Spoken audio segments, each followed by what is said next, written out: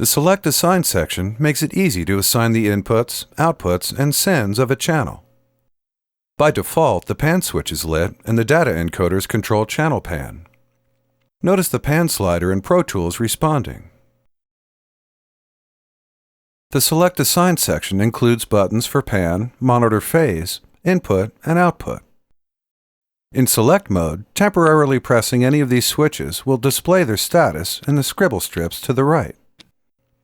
The Select Assign section also includes the Master Assign switch, Master Send Mute, and the 5 send switches.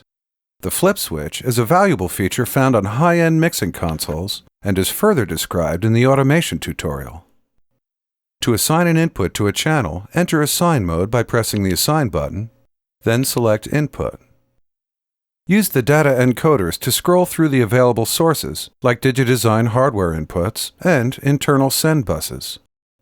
The channel's pre-post assign mute switch flashes to indicate the original setting has been changed. When the desired input is displayed in the scribble strip, press the flashing Master Assign switch to confirm the new setting for that channel. Setting the channel outputs is just as easy. After hitting the Assign button, select Output.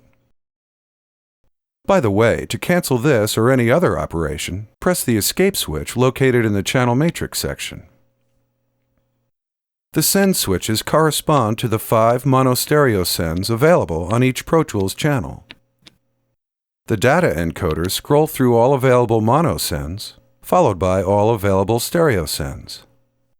To apply the same assignment, whether input, output, or send, to all channels, hold down the Option-Alt-All switch when confirming the setting with the pre-post assign mute switch.